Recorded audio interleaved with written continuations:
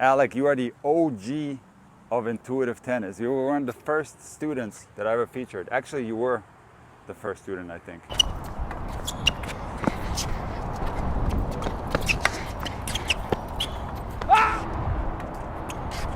Yeah, I remember the first couple videos. Remember, we did fun. point play. Yeah. On clay.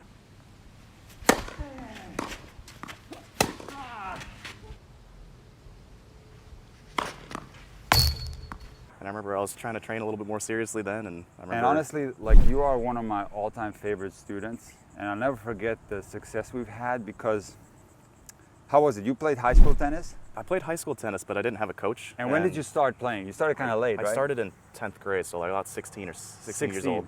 And so you were pretty much at a beginner level. Pretty much. I didn't have any experience, didn't have a coach. And then we started training, and we trained so hard. Yeah. We trained like maniacs. This is going back like way, this is going back probably, what, 10 years? Maybe? Yeah. I remember I was self-taught for a couple of years, and then when I started college, that's when I reached out to you, and I really wanted to kind of elevate my game, so. Absolutely. And we just trained super hard. We trained incredibly hard. And you made it to, I would consider that close to 5.0 level. You know why? How come? Because you started doing men's open tournaments down here in Florida. Yeah. You started playing against college players, and you weren't like getting blown out. You were actually took some sets off some guys. Yeah, I didn't win a lot of matches, to be honest. But you won like one or two, right? Maybe one or two, but honestly, like the experience of just playing higher level players. But like, you won sets. Yeah. And then you Sets went and on games. to play for the club team at the University of Florida. Yep. In which you did pretty well too. Yeah. So your rating, at your absolute best, I would say it was close to 5.0. At your normal level, I would estimate it somewhere around 4 or 5. Yeah, and I think especially with like a lot of the injuries, and I had a couple accidents and surgeries, it's been dropping a little bit. My fitness hasn't been as good, so. Right. Now, you told me that your level now has dropped to 4.0 because you haven't played tennis in 8 months because of yeah. your knees. Your knees are really bad, right? Yeah, and then just got busy with work and everything, so it's just 9 months I haven't really touched a racket much. That's what Maybe happens. Once or twice very casually, but that was it. Yeah, but that's what happens a lot of times. When you stop competing, when you stop playing, your level does drop. But I'm suspecting that you're underestimating your level. I don't think it can drop that much. Yeah. So I'm going to do a little test, okay? Sure. Why don't you stay here? I'm going to go on the other side. All right. Just keep it in play as long as possible. The ball's dead. Oh. There you go.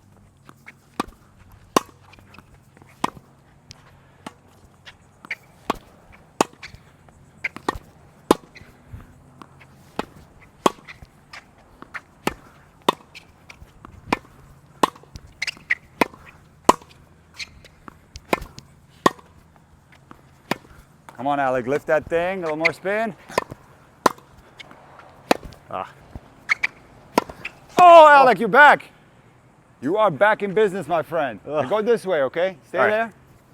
You come back to me.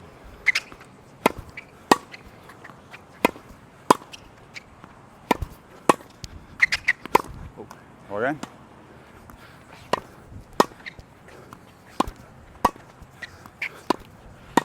Forehand.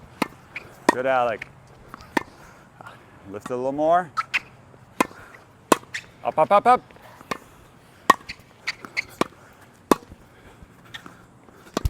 And attack this one, Alec. Come. All right. Man, my judgment is terrible. Well, it could be your judgment. In other words, your ball recognition, but I think also there's some, I think you might be scared to move because of your knee. Is that it? Maybe? For a long time, especially the backhand side, Yeah. I felt like I couldn't plant on the front foot because that's where I had the knee surgery. Oh, okay. So I kind of instinctually backed up on a lot of shots. That part feeling better? I feel like it's subconsciously still there. But what I'm talking about is like when I'm bowling to you and the ball ends up a lot shorter than you expect it to, you kind of stuck back here and not reacting to it. Yeah. Is that a physical limitation or is it just from you not playing? What do you think? I think both, but mostly a little bit of both. I think right now it's just my fitness isn't there. The fitness. Okay. And so I get a little lazy. So I got good news for you. You're not 4.0. All right. You don't drop your level that much. All the strokes are still there. All right. Having said that, you are not playing as well as you were, let's say, a year ago. Yeah. And there's a little bit of a hesitation there to hit the ball fully. I feel like you're a little bit tight. I've noticed that. A little bit tentative. So your strokes are more like this, and the backhand is everything is very tight to the body, more so than it was before. Right. All right. So I want to do a drill and just kind of loosen everything up again. All right. Create some Sounds distance between the ball, the contact with the ball and your body, and we're going to start from there. Nice and easy. Come right here, we do forehand and backhand. Yeah, I notice, especially when I haven't played for a long time. Yeah. The first thing to go for me is forward and backward movement. It's forward and backward. Well, yeah. movement is like the trickiest thing to find. Yeah. When you've been out for a while. Yeah. All right, here we go. Create some distance. Better. Create some distance. Good. More space, Alec. Space. And one more. Space. See how much better that was? Yeah. Like when you get the space, it's going to feel better, a lot better. It's going to feel more fluid. It's not going to feel as cramped. Gotcha. All right? And that's going to be step number one to getting your strokes to feel better. Let's do one more quick round and just working on spacing the body, getting enough distance. Good. I can't come. Go again. I also feel like I'm not really accelerating through the shot as much. Don't worry about accelerating right now. You're not looking to put a lot of power on the ball. You're just looking to get your groove back. All right. Power is not something you should worry about right now. Just work on the spacing. We'll take it one step at a time. Getting more distance. Forehand and backhand. Go again. Good. More distance, Alec. Go again. Good. Make sure you finish your stroke all the way. One thing they have to keep in mind is that even when you don't hit your hardest, like when you, let's say, hit 50%, 60%, 75%, is that you, even then, finish your stroke all the way. Because what happens to a lot of players, I just told you, don't worry about power, but now you're almost like steering the ball a little bit and not really finishing. Yeah. So it's a very subtle difference. You're still going to look like you took a good crack at the ball. Okay. But you have to understand this, that this difference is very subtle, and you're going to reduce it by maybe 15, 20%. Right. And you're still going to finish the stroke all the way. Right. You're just not going to go all out. Okay. Because you never want to be in a situation where you're pushing. Okay, Alec, finish your stroke all the way, and remember the distance to the ball, spacing. Good, finish all the way. Come on. All the way. Better, finish all the way. Come again. Okay, how's that feel? Better? Yeah, backhand side still feels like I'm kind of bunting it, not really. We're going to talk about this in great detail, but what I like about this drill is because when I'm feeding the ball diagonally like this, I'm naturally giving you the space. Yeah. Where you might not get that when you're hitting with someone back and forth. Yeah, when we were hitting earlier, I was getting caught a lot. Exactly. So you have to create that space with your footwork a lot more. Yeah. Okay? But now we'll do one stroke at a time. We'll start with the forehand, then we'll do the backhand. And now I want you to hit only forehands. I'm going to be on the other side. I'm going to feed you all forehands and hit as aggressive as you can. Cross court? Anywhere you want. Anywhere. Go again. Good. Go again. Space. It's a little too tight on the body, Alec. More space. Work on the space on this one. Space it. Go again. Again. Come on, keep spacing. Go again, Alec. Come on. Good. Space. All right, good. Very good. Can I get a drink of water? Yeah, go ahead. Alec, that was already a lot better than it was before. And you know what started happening? You started loading the forehand more. Yeah. And the grunt started to come out. You see what I mean? I noticed when I get a slower ball or a shorter ball, something that sits up, I've always had a trouble with like really finishing the shot or like trying to hit a full stroke because I get very tight and it's like I'm trying to hold back on it and I miss. That's a whole nother story for another day. Yeah. But I'm just telling you that the forehand is slowly starting to come back. Because when I hear that grunt coming out, that tells me that you're starting to engage your body more. Right. Good. Now, what I mean by loading is when you start going like this a little bit more. Yeah. As opposed to like being straight up and preparing like this, you're starting to you bend your body down a little bit, you're bending your knees more, you're separating the stance, you're widening the stance, and you're loading the forehand more aggressively. I started seeing that. Good. Let's do one more round and continue trusting your forehand is coming back. All right. I honestly haven't played like this in forever. We can play, we can do this very often when you come down. Anytime you're down, you call me. That'd be great. Come on, Alec, load aggressively. Yes, that's it. Yes, that's it. That's it, Alec. Go again. That's it, Alec. Come on. Go again.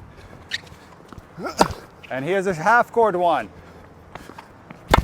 No problem with it. What are you talking about? You clocked that thing pretty nice. Whew. Good work, man. Thanks. All right, next progression, we're gonna rally. All right. Okay, you're gonna be in the middle of the court, and you're gonna hit everything cross court there to me. Give me a couple minutes. No problem at all. You take your time. All right. And you hit only forehands, no backhands allowed. Okay.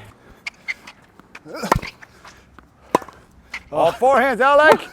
I forgot. You gotta stay on your toes and stay with a lot of intensity back there, okay? Good, heavy.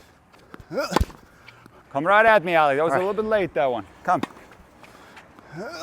Good. Good, Alec. Come, come, come. Forehand. All right, what's again, come on. Alec, 2 more, take a break, okay? Is your knee bad? No. Okay. Oh, my cardio's terrible. Come on, you got this, buddy. Come back to me. One more, one more. One more.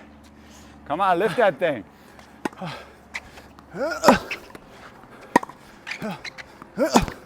And attack, Alec. One more time, same shot. One more time, Alec, you gotta make it. Come on. Put this one away. One more time, put it away. Okay, good. Alec, welcome back to the grind, my friend. That's brutal. How's it feel? Oh, not great, but good at the same time. This is the grind chamber right here. Oh, It's an absolutely insane place to train. it's really where you notice the push. Is you got to really. But you see how your forehand's coming back? Yeah. You noticed, right? Yeah. Confidence is coming back. On a couple of those short ones, your footwork was a little bit inaccurate. It looked like you were stumbled a couple of times. Yeah. So that's going to come back. That's something we're going to work on a lot, is the half-court game. Right. And having the ability to put balls away. Don't worry about it. We're going to definitely work on that. Yeah. Really, the only goal for me right now is I just want to hit the ball clean and get there in time with good spacing. I like that. But just a general goal for you is to get your old form back. Yeah. You know, get back to the 4-5 level. Right. Which I think you're already there. Quite frankly, there's no way you're a 4-0 right now. Okay. You're already there, but you have to get your form back. You're not playing as well as you were a year ago. So we'll just get back there, and we're going to get back there quick. All right. Sounds good. Are you training with your brothers? Every once, like before, I kind of stopped playing for a while. Right. Every time my brothers would come up, I'd hit with them, but it's not the same intensity. Not the same intensity as playing here? Absolutely. This is, I told you. It's deceptive. This is a grind chamber, man. Yeah, it's not that many, like, not that many balls, but you feel it. Well, this was something that I learned from my dad, quite honestly, because when I worked with my dad, he didn't have a lot of time to train me because he was teaching lessons all day. So we would play for a half hour. But boy, that half hour was like playing 2 hours with someone else. Right. I would be dying afterwards. It's just so easy to... close to throwing up. So what I do when I'm on the court, I utilize every single second. Right. I mean, I do allow you to take breaks and stuff, but there's no time wasted. It's always under high intensity. That's what I stress. I do not allow laziness, nonchalant behavior, low intensity to my players. Because why don't I allow that? Because you can't get away with that when you play tennis in a match. If you are going to be nonchalant, not move your feet, and be lazy, you're not going to be able to get better and win a lot of matches. So you have to train like you play. Absolutely. With high intensity. Now, you're going to get exhausted. There's no doubt about it. You're going to get exhausted, but in turn, you're going to be building up your stamina, and you're going to improve to recuperate much faster. Everybody gets exhausted. I do too. Right. I would argue that even like the elite players get exhausted after tough drills. Yeah. But then they take 10, 15 seconds, and they're fine for the next one. Yeah, the recovery is very good. Me right now, I probably need like more 30 seconds, and I'm like this. You know? Yeah. You don't really see the elites go like this after every point. I'm like this, but you know what? Like, my body's trained so I can go again after the 30 seconds. Right now, you need like minutes. Yeah. So we have to get your stamina and your endurance to a level where the in between the getting tired gets shorter and shorter. Yeah, it's what we did in the past, and it worked. It worked, man, for sure. Alec, do you have energy for a little bit of backhand training? Yeah, I just do like 5 more minutes and we're done, okay? Yeah, give me like 5 shots and I'll probably be toast. You take as much breaks as you want. You're just coming back. It's your first time back. But in any case, the backhand, it's always been the fact that you're down here, which is not the end of the world, right? There's even some elite level players who start down here. Yeah. I would, however, like you to go just a little bit higher. Yeah. And I'll tell you why. Because you don't load well on the two-handed backhand. You're sometimes kind of upright. Yeah. So I'd like you to go down a little bit here with this side, and create this V formation, and that naturally will make it easier for the racket to go up. So I want you to load like this. Now on the other side of the stroke, I also want you to unload more, where you definitely get more rotation. So basically on the backhand, more loading and unloading. Yeah. Sometimes you have a tendency to steer the backhand a little bit and be careful with it. So I want you to trust it and just hit all the way, finish it all the way. I know, especially when I get tired too, I start to flip the wrist like this and start to shovel it. That's another story. Yeah. That happens to everyone. When you get tired, the technique goes out the window. But I remember, I remember when we were getting coached before, I always had trouble with getting that racket up. Remember we tried doing it down this way just as like a temporary measure, I think. Until what we see, that was a little bit going into a little bit more detail. I remember exactly what it was. Yeah. So what happened was, it was that you were starting here, yeah, and you weren't dropping the racket at all. Yeah. Right? Yep. So then we said, we're going to try to start here and see if that drop occurs naturally. Yeah. Which does on a lot of players. Yeah. When you start here and you accelerate, it'll go by itself down here, which it didn't on you. Right. You had so much muscle memory built up. You were very straight back here. So we then, as a corrective drill, we started here and just hit the backhand from here for a while, and hope that it would get into this position, which it did. Remember, you never started here. You started here, but the racket started to drop more. Yeah. I think in my mind, I was always thinking I have to do this, like just because I thought I had that. I thought I couldn't get into the racket drop position ever, and so I never really. But I remember very paid attention vividly that it started dropping by itself. Ah, okay. After a while, because we did this, at the conscious level, we would just start here, and then eventually it was dropping. I remember that. So really, you're just keeping your wrist neutral, but we're tilting a little bit to get that racket. This is one of the most mysterious things on the two-handed backhand. Yeah. Like when you see Djokovic or you see some of the greatest two-handers, yeah, you see a severe drop of the racket. Yeah. Now, when you look at my backhand, I do the same thing. Am I conscious that it's happening? No, because it happens so deep into the stroke. It happens so close to the contact. I'm not doing this consciously. It just happens by itself. Gotcha. And what I find with the vast majority of players, that does happen on its own. Yeah. It doesn't happen for everyone though, because depending on how much muscle memory you build, there are some players who come at the ball straight like this. Remember when Del Potro came back from wrist surgery? Yeah. And he couldn't get a racket drop anymore in his backhand? He was hitting backhands like this? Yeah. His backhand was not at the elite level. Okay. So this is definitely not how you want to hit a two-handed backhand without a racket drop, because it's less range of motion. Right.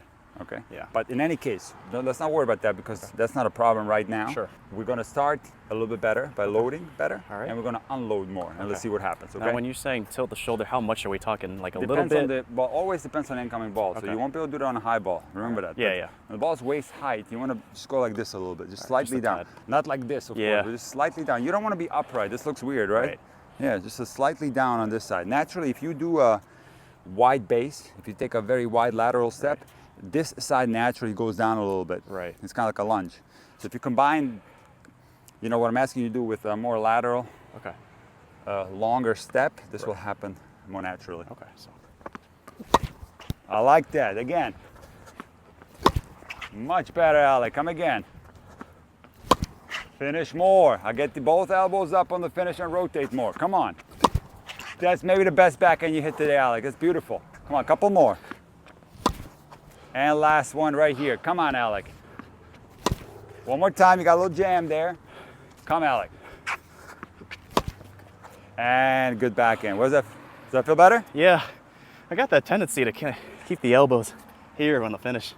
It's like I really got to lift. Yes, you do. That's what I keep telling you. You don't want to be like here on the finish. Yeah. You want to finish all the way up, both elbows up. You want to hit yourself in the back. You want in your case, because you're lefty, it would be your, hold on, now I'm confused. Wait a second. Yeah, left shoulder. Lefty, you want your left elbow going towards the corner of the back fence there. Right. And that's going to be a good finish. Yeah. Can you do one more round, or are you too dead? Let me just give 30 seconds to take a breather. Go ahead. Okay, one more round, my friend. Okay. Come on. Unload. Maybe the best backhand I've ever seen, ever from you. That was absolutely perfect form. Really? Does that feel good? Is the racket drop happening, or I'm not really focused on it? I'm just trying to get the dip. I can't see it. That's all I'm thinking about. That's the key. That's the thing about the racket drop. It's only observable in slow motion. I do think it's dropping adequately.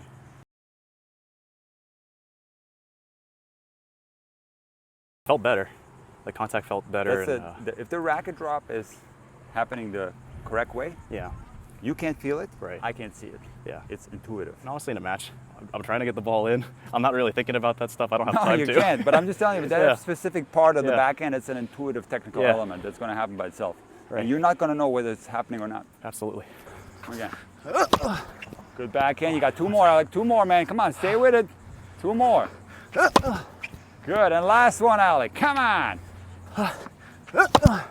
All right, not bad at all, man. You're back in business, my friend. You are back in business. How you feeling, man? You all right? Yeah, my cardio is just like, my heart rate's up. It's tough, Yeah. man. It's tough. I'm not used to it. I'm not gonna work on your serve today, okay? I'm good, yeah. Do you know what the other reason is why I like you so much and you're one of my all-time favorite students? How come? Because you are the only student that I've ever had. Maybe that's not completely accurate, but because I've had a couple of students who were. There was one guy who was top 300 in the world who I was working with, and there was another junior who I was working with, where this thing that I'm about to tell you applies. But you are one of the only students that has a faster serve than I do. Really? Your That's serve, true? yes, it is. It doesn't feel like it.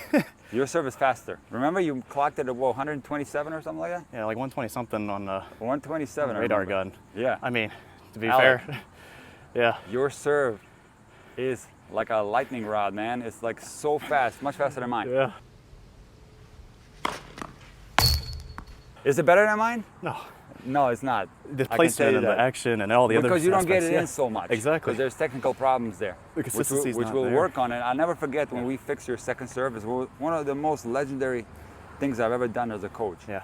I'm gonna remind you now what happened. Yeah. Remember, you started playing men's open, Yeah. and you were at the level now where you were playing well from the baseline. Yeah. And your first serve was pretty good, but it was missing a ton. You were getting 20-30% first serves in. Right. Your second serve was an absolute disaster. I was just You were dinking it double in. fault 20 times a match, Yeah. and because you at one point got tired of dinking because you were getting destroyed. Yeah. Then you started hitting your second serves, 20 double faults a match. Yep. And remember what we did? We only hit second serves for like a year. And Remember you know, I remember you told me because I was playing a lot of tournaments during that time. Yeah. And trying to have the discipline not to hit a first serve during any of the matches because I knew it was going to be better for You the long did term. only kick serves for an entire year. Yeah. And guess what happened? got After better. that year, you had a kick serve. Yeah. And it was fine. And Yeah. now all of a sudden you were competitive in some of those matches. You were Yeah. taking sets off of guys. You were playing close sets and you even won Yeah. a match or two. So Right. that's what people will often ask me, like, how do I fix my kick serve? Or how do I learn a kick serve? You got to put in the reps, the hard reps. Without that, all the theory in the world is not going to save you. You got to apply the fundamentals, which are quite simple, Yeah. and you just go out there and do it. Right. And that's how you develop a And- second serve. Not only a second serve, but any shot in tennis. You got to put in the reps. It's just a matter of just going out there every day. I remember I had a basket. I just Yeah. took about 50, 100 But balls. the reason why that worked is because you as a student were trusting in my decision to do that. Yeah. And it worked. Because I honestly, if you would have just continued to work on your kick serve like 10 minutes a day, 15 minutes a day Yeah. at the end of the practice, it wouldn't have developed into something reliable that fast. It would have taken you much longer. And I would argue that you would still to this day have issues with your second serve. And it was easy. It's easy to try to go back to what you're comfortable with, but trying to do something that you're not really comfortable with and just sticking with it until it Yeah. becomes something that's comfortable. Absolutely. Is it's tough to have the But discipline. in any case, Alex, yeah. I'm glad, and I sometimes will mistakenly say Alex, and I apologize. I've been doing that now for 10 Oh, years. it happens. Is that happening a lot? Yeah, it happens all the time. Alec. It doesn't really bother me. Alec, Nick, concentrate. So anyways, I'm glad you're back in business. We're back to training. Yeah. Your knee's feeling good enough to come out here? Didn't hurt, so And let's start training again, okay? yeah, let's do it. Let's get back to the 4.5 level. Let's do it. One step at a time. All right. All right, man.